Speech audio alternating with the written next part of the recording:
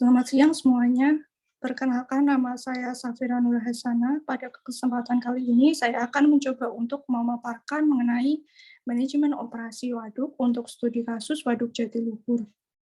Berikut ini merupakan data umum dari Waduk Jatiluhur yang berlokasi di Kecamatan Jatiluhur, Kabupaten Purwakarta, Provinsi Jawa Barat. Waduk Jatiluhur merupakan waduk yang multiguna, berfungsi untuk irigasi lahan seluas 240.000 hektar, kemudian untuk produksi listrik sebesar 350.000 megawatt per tahun, kemudian untuk suplai air baku 11 meter kubik per hari. Dengan tahun pelaksanaan konstruksi dimulai pada tahun 1957 sampai 1967. Total biaya yang digunakan untuk konstruksi sebesar 255.058 juta US dollar dengan pengelola oleh Forum Otorita Jatiluhur. Kemudian ini merupakan data hidrologi. Induk sungai berasal dari Sungai Citarum, kemudian luas daerah aliran sungai 4.500 km persegi dengan curah hujan tahunan 2.200 mm, curah hujan desain 2.600 mm. Selanjutnya ini merupakan data teknis dari Waduk Jatiluhur. Waduk Jatiluhur untuk elevasi dan muka air banjir, elevasi berada pada 111,50 meter di atas permukaan tanah dengan luas 8.440 hektar. Kemudian untuk muka air normal berada pada 107 meter di atas permukaan tanah dengan luas 7.780 hektar. Kemudian untuk muka air minimum berada pada elevasi 75 meter di atas permukaan tanah dengan luas 2.730 hektar. Kemudian ini merupakan data volume waduk untuk muka air banjir 2.893 juta meter kubik, untuk muka air normal 2.556 juta meter kubik, untuk muka air minimum 960 juta meter kubik, dengan volume efektif sebesar 1.790 juta meter kubik. Kemudian, sebagaimana yang saya sebutkan tadi bahwa Waduk Jatiluhur merupakan waduk yang multiguna.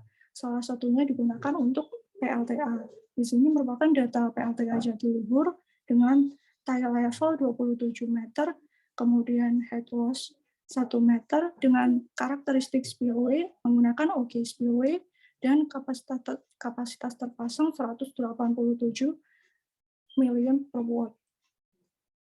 Kemudian dalam perhitungan operasi waduk, kita memerlukan data curah hujan rata-rata bulanan selama 10 tahun. Berikut ini merupakan data curah hujan rata-rata bulanan pada stasiun Waduk Jatiluhur, di mana curah hujan tertinggi pada bulan Januari dengan rata-rata sebesar 614 mm. Kemudian di sini saya akan mencoba untuk menjelaskan bagaimana cara perhitungan dari operasi waduk. Dalam perhitungan operasi waduk di sini kita memerlukan beberapa data. Di antaranya adalah data kebutuhan PLTA, data kebutuhan irigasi, data kebutuhan air minum, data kebutuhan industri, kemudian data kebutuhan ikan, serta laju evaporasi. Selain itu, kita juga memerlukan data luasan seperti luasan daerah pengaliran sungai, luas area waduk, luas sawah, luas perikanan, luas industri, dan jumlah penduduk. Kemudian kita juga memerlukan data teknis waduk seperti volume minimum waduk, volume maksimum waduk, volume waduk pada awal bulan. Di sini saya mengambil bulan Januari, karena pada bulan Januari merupakan puncak tertinggi terjadi hujan. Kemudian diperlukan juga data volume waduk pada akhir bulan Januari, serta koefisien runoff air hujan. Selanjutnya, saya akan mencoba untuk menjelaskan bagaimana cara menghitung tabel pada setiap kolom. Di sini saya akan mengawali dengan tabel kolom nomor 1, nomor 2, nomor 3, nomor 4, sampai nomor 5. Untuk perhitungan pada kolom 1, kita isikan nomor urut. Nomor urutnya adalah 1. Kemudian pada kolom nomor 2, kita isikan nama bulan. Kita isi bulan Februari. Kemudian untuk kolom nomor 3, kita isikan data curah hujan atau I. data curah hujan pada bulan Februari adalah sebesar 501,50 mm per bulan. Kemudian untuk kolom 4, kita isi debit info dari daerah pengaliran sungai atau HIDPS. HIDPS di sini kita dapatkan dengan mengalihkan koefisien runoff dengan data curah hujan dan luasan daerah pengaliran sungai, di mana kita dapatkan nilai 1918,24 kali 10⁻6 meter kubik per bulan. Kemudian untuk kolom nomor 5, di sini merupakan debit info dari area waduk atau HIWaduk. Didapatkan dengan mengalihkan debit data curah hujan dikalikan dengan luas area waduk. Didapatkan nilai 39,2 kali 10⁻6 meter kubik per bulan. Selanjutnya dari perhitungan tadi kita dapat mengisi kolom nomor 1, 2, 3, 4, dan 5. Selanjutnya saya akan mencoba untuk menjelaskan pengisian pada kolom nomor 6, 7, 7B, 10, dan 11. Untuk kolom nomor 6 merupakan data kebutuhan air minum didapatkan dengan mengalihkan kebutuhan air minum dengan jumlah penduduk. Didapatkan nilai 0,41 kali 10⁻6 meter kubik per bulan. Kemudian pada kolom nomor 7 merupakan data kebutuhan irigasi. Didapatkan dengan mengalihkan data kebutuhan irigasi liter per detik per hektar dengan luas sawah dalam satuan hektar.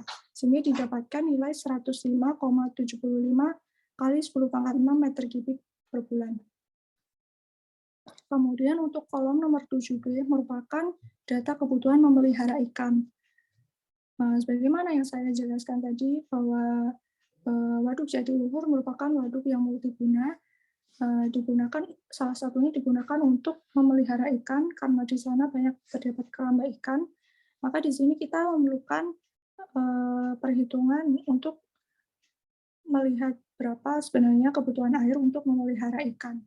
Kemudian cara mencari untuk kebutuhan memelihara ikan yaitu dengan mengalihkan kebutuhan memelihara ikan dengan luas perikanan, sehingga didapatkan nilai 5,18 kali 10⁻6 meter kubik per bulan.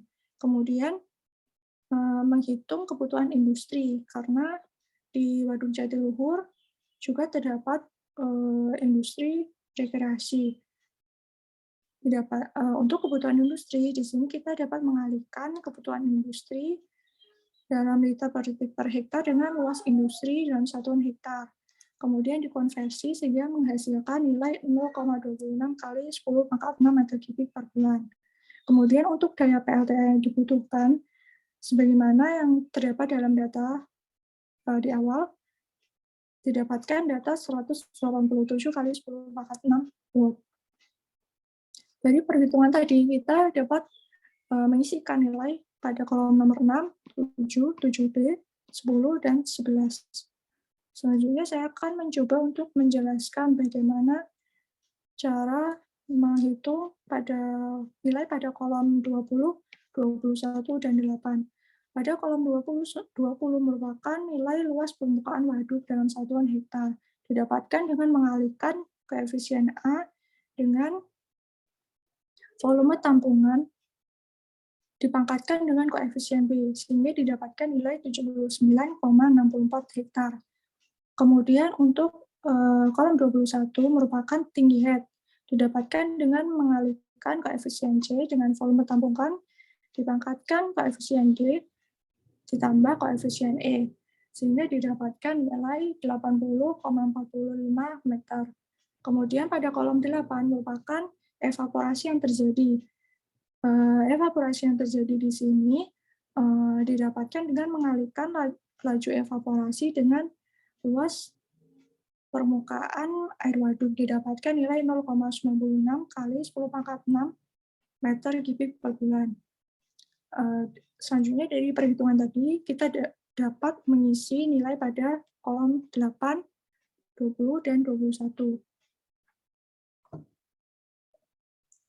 Selanjutnya saya akan mencoba untuk menjelaskan bagaimana cara mengisi kolom pada nomor 12 dan kolom nomor 13. Kolom nomor 12 merupakan debit turbin, didapatkan dengan menggunakan persamaan berikut. sehingga kita dapat mendapatkan nilai 705,93 kali 10⁻⁶ meter kubik per bulan. Untuk kolom nomor 13 merupakan jumlah dari outflow rencana dengan menjumlahkan kebutuhan air setiap kebutuhan air tadi berdasarkan fungsinya. Di sini didapatkan dengan menjumlahkan kolom 6, kolom 7, 7B, 8, 10, dan 12, sehingga didapatkan nilai 818,49 kali 10⁻⁶ meter kubik per bulan. Sehingga kita dapat mengisi kolom nomor 12 dan kolom nomor 13. Kemudian langkah selanjutnya adalah perhitungan untuk kolom nomor 15, 16, dan 17. Untuk kolom nomor 15, kita menghitung dengan mencari selisih antara ketersediaan air dengan kebutuhan rencana, yaitu dengan menjumlahkan kolom 4 dan kolom 5, lalu mengurangkan dengan kolom 13, sehingga didapatkan nilai 1136,76 kali 10⁻⁶ meter kubik per bulan. Kemudian untuk kolom nomor 16 merupakan tampungan awal bulan total. Didapatkan dengan menjumlahkan tampungan awal bulan sebelumnya ditambahkan dengan delta S. Delta S sebelumnya kita dapatkan pada kolom nomor 15. Sehingga didapatkan nilai 4031,76 kali 10⁻⁶ meter kubik per bulan. Selanjutnya adalah menghitung kolom 17, yaitu tampungan awal bulan yang terjadi. Tampungan awal bulan yang terjadi, di sini kita melihat tampungan volume waduk minimum dan tampungan volume waduk maksimum, di mana tampungan volume waduk minimumnya adalah 960 kali 10⁻⁶ meter kubik, dan volume maksimumnya adalah 2893 kali 10⁻⁶ meter kubik. Jika kolom 16 atau tampungan awal bulan total kurang dari tampungan volume minimum waduk, maka tampungan awal bulan yang terjadi merupakan jumlah dari tampungan minimum waduk. Namun apabila nilai kolom 16 berada di antara tampungan air minimum dan tampungan air maksimum, maka nilai kolom 17 sama dengan kolom 16. Apabila kolom 16 nilainya melebihi tampungan air maksimum, maka pada tampungan awal bulan yang terjadi atau pada kolom 17 merupakan nilai dari tampungan maksimum, yaitu 2893 kali 10⁻⁶ meter kubik. Nah, dari perhitungan tadi kita dapat nilai 15, 16, dan 17. Selanjutnya adalah perhitungan untuk kolom nomor 18, 19, dan 14. Pada kolom nomor 18, kita akan menghitung limpasan. Nah, jika limpasan di sini, kita menghitung dengan melihat keadaan. Apabila kolom nomor 16 nilainya lebih dari volume maksimum waduk, yaitu 2893 kali 10⁻⁶ meter kubik, maka nilai kolom 18 merupakan selisih antara kolom 16 dikurangi volume maksimum waduk. Jika kolom 16 kurang dari kolom maksimum waduk, maka kolom 18 sama dengan 0 atau tidak terjadi limpasan. Kemudian pada kolom 19 kita akan menghitung kekurangan air. Di sini kita juga melihat beberapa kondisi, yaitu apabila kolom nomor 16 atau tampungan awal bulan total itu lebih kecil daripada volume minimum waduk, maka kolom 19 nilainya adalah selisih antara volume minimum waduk dikurangi dengan kolom nomor 16. Apabila kolom nomor 16 lebih dari volume minimum waduk, maka kolom 19 sama dengan 0. Artinya tidak terjadi kekurangan air. Kemudian kita akan menghitung kolom 14 atau outflow aktual. Apabila terjadi limpasan, yaitu kita perlu melihat kolom 18 yang merupakan nilai limpasan, Maka kolom 14 merupakan penjumlahan dari kolom 13 ditambah kolom 18. Apabila terjadi kekurangan air atau apabila kolom 19 bernilai lebih dari 0, maka kita mencari selisih antara kolom 13 dikurangi kolom 19. Namun, apabila kolom 14 dan kolom 13 atau rencana outflow rencana dan outflow aktual bernilai sama, maka kondisi tersebut adalah kondisi seimbang atau pas. Selanjutnya kita dapat mengisi kolom nomor 14 dan 18 serta 19. Sehingga dari step tadi kita sudah dapat mengisi semua tabel yang berada di sini. Nah, di sini merupakan hasil dari analisis yang telah dilakukan untuk waduk Jatiluhur, di mana waduk Jatiluhur tidak terjadi kekurangan debit air atau kekurangannya di sini 0. Namun terjadi limpasan sebesar sesuai dengan tabel berikut ini dengan jumlah outflow rencana dan jumlah outflow aktual adalah sebagaimana terlihat dalam tabel. Demikian yang dapat saya sampaikan. Semoga bermanfaat. Terima kasih.